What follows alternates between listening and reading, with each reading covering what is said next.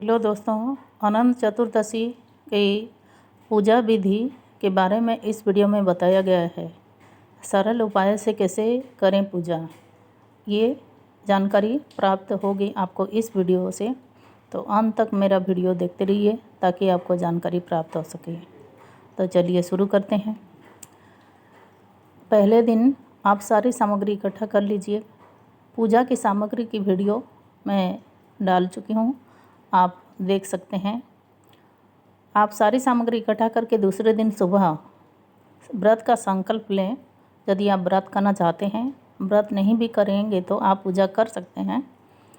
तो आप संकल्प लेकर सारी सामग्री को लेकर आप पूजा करने बैठें, पर एक चीज़ का ध्यान रखें, आप दक्षिण मुखी होकर पूजा ना करें, या फिर भगवान की मुख भी दक्षिण तरफ नहीं होना चाहिए।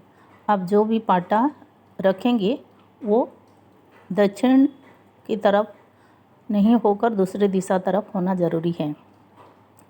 और उस दिन काले वस्त्र ना पहने, ये चीज़ को ध्यान रखें। आप काले को छोड़कर कोई भी रंग का वस्त्र पहन सकते हैं।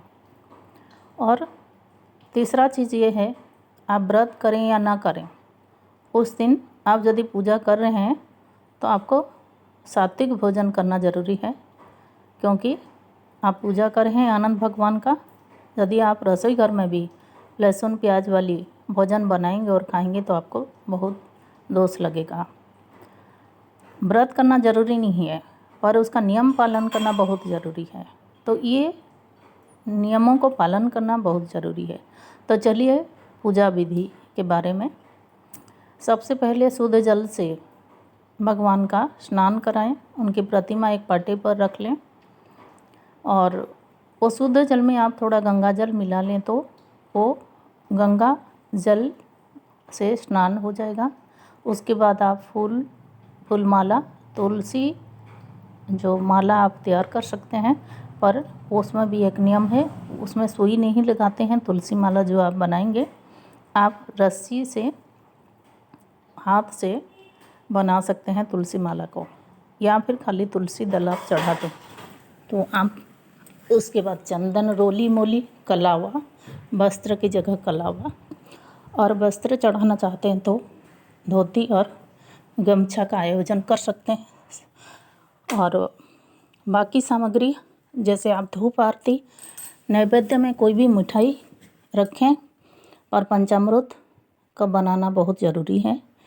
विष्णु भगवान को पंचामृत का भोग ज़रूरी है, और हर भोग में उनका तुलसी दल छोड़ना ज़रूरी है।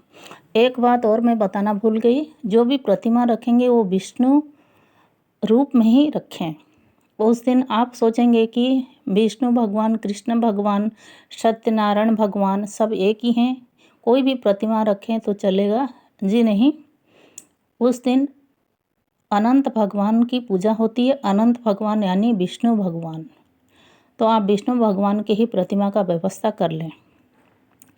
आप जो पूजा करेंगे, आप ऐसे भी कर सकते हैं, वो कोई तस्वीर नहीं हो तो आप अनंत भगवान की जो तस्वीर एक डाउनलोड करा सकते हैं।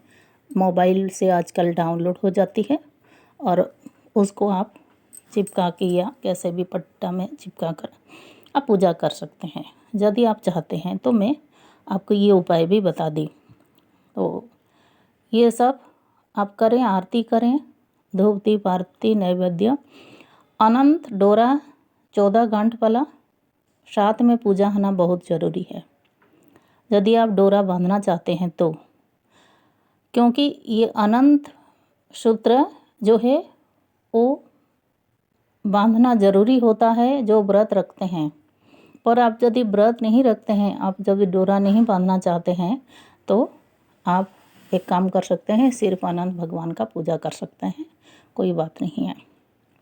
और यदि आनंद डोरा लेना चाहते हैं तो उसमें रोली मौली, फूल, चंदन आदि चढ़ाएं, पूजा करें, दीप धूप दिखाएं।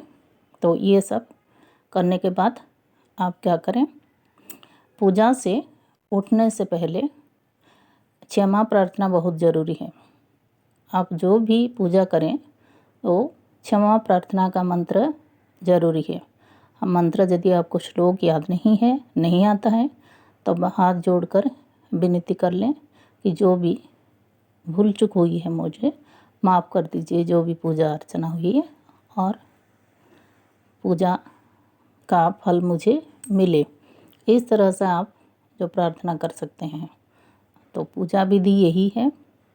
और खान पान के बारे में मैं वीडियो बना चुकी हूँ, आप देख सकते हैं। तो ये थी कुछ जानकारी आपके लिए। और हर वीडियो में मैं कुछ न कुछ धार्मिक बातें, जो छोटे छोटे धार्मिक टिप्स देती हूँ, आप उसको आजमाइए और सीखिए कि क्या करना चाहिए, क्या नहीं करना चाहिए। तो आज के लिए इतना ही। नई जानकारी के साथ अगले वीडियो में मिलते हैं। तब तक के लिए धन्यवाद।